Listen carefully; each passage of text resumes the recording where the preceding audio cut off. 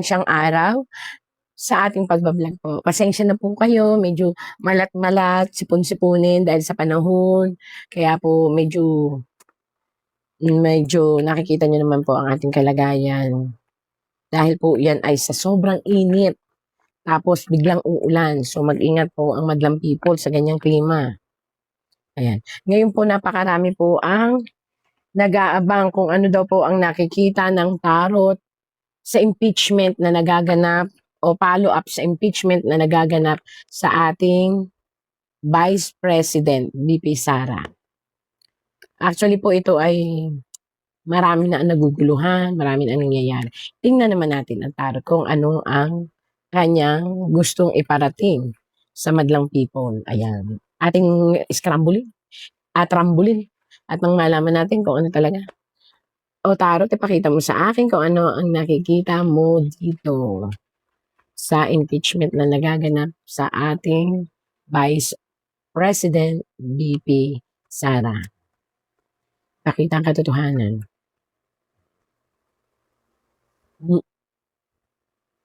Sus Mariosep, death. Ang ibig sabihin po nito, may nagpupumilit patayin. Again and again po ha, ito ay tarot lamang, ako ay tagabasa, wala po akong kinikilingan in all aspect of politics. In this card, I will show you the picture of a death card. Hindi po ibig sabihin ito ay kamatayan. Pero kung ito pagbabasihan ito ay death. Ibig sabihin, tinatapos, pinapatay, pilit na pinapatay, ayun, ang lahat. Ito po ay kaganapan. Isang sitwasyon na pinipilit na patayin ang kaganapan o issue.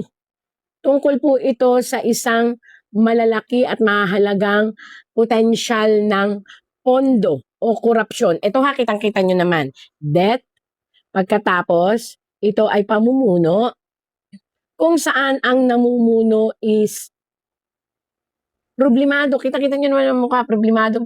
So maaaring ito ay ang ating presidente. Pagkatapos, itong puting kabayo, nakayuko siya.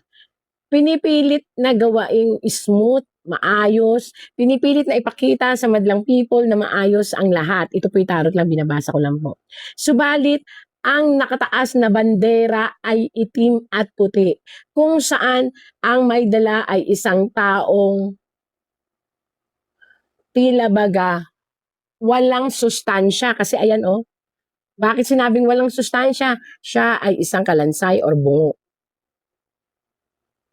At ang dala niya is death, bandera ng isang patay. Pinapatay at yung nasa loob niya ay ang mga issue.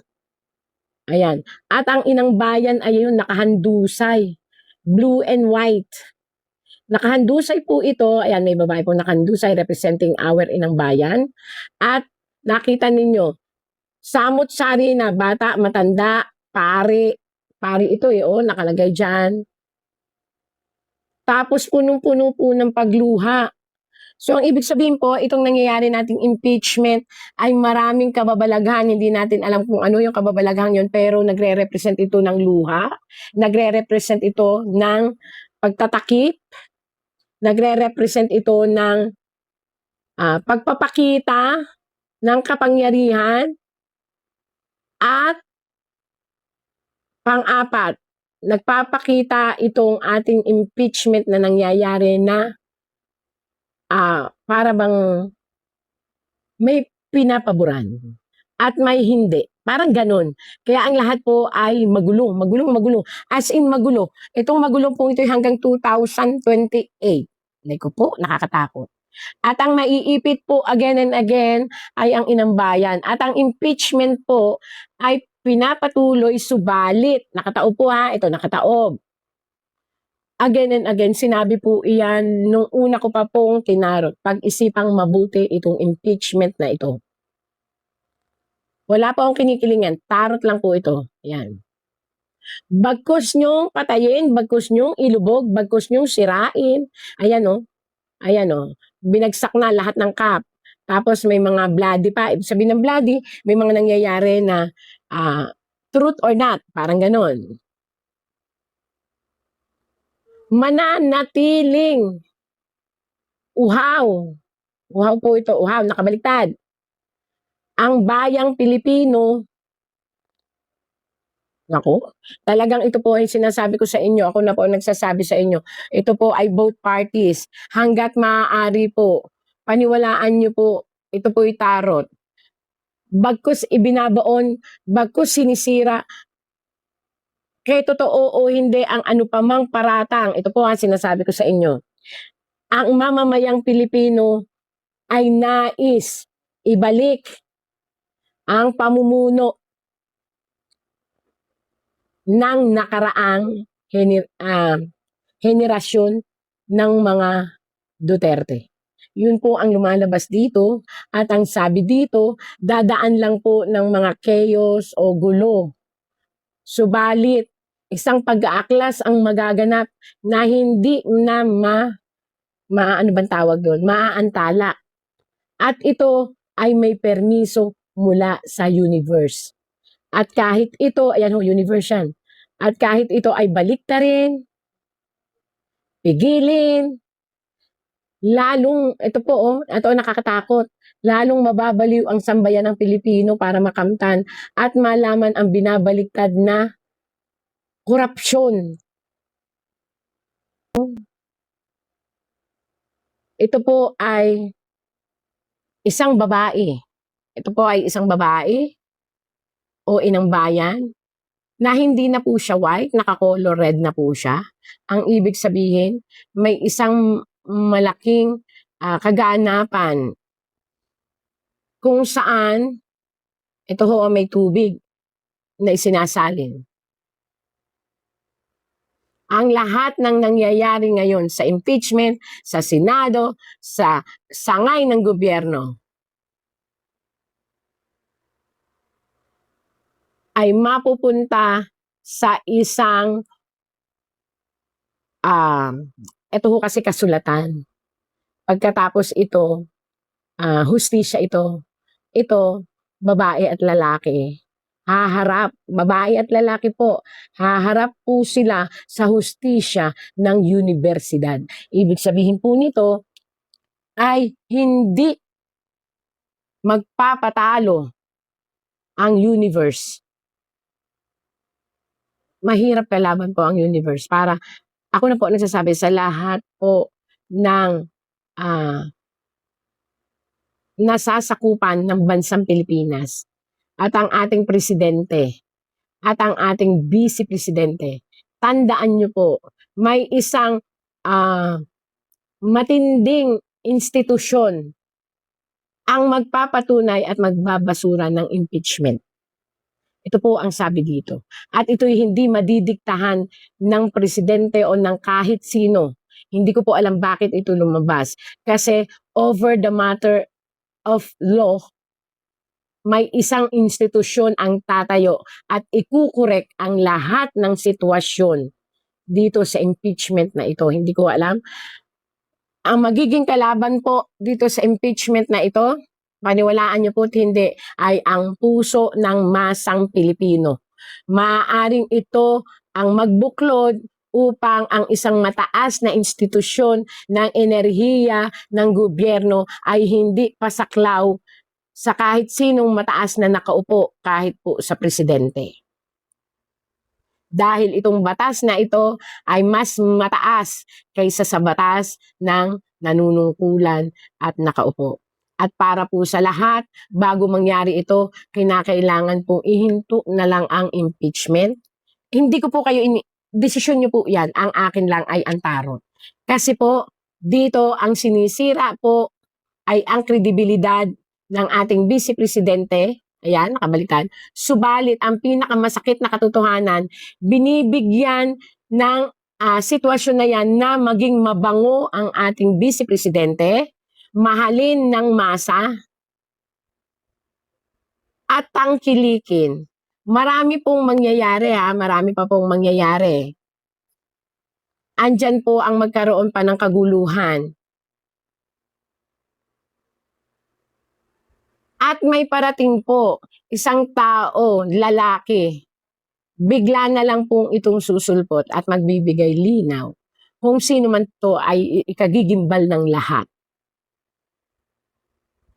Kasi po ang gagawa na ng batas ay sasang-ayunan ng mamamayang Pilipino.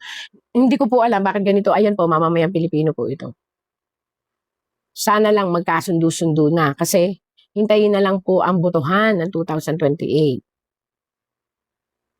upang bumalik ulit ang karisma ng ating ekonomiya. Dahil po patuloy na ang pagbagsak ng ating ekonomiya na maaaring pagbagsak din ng ating pamahalaan. Kaya kung ako po sa inyo, sa lahat po, yun lang ang hinihiling ng tarot. Magkasundo-sundo na, hintayin na lang ang 2028 kung ano ba talaga ang ilalabas. Kasi po sa ngayon 2026 hanggang 2027, maraming mangyayari na unexpected.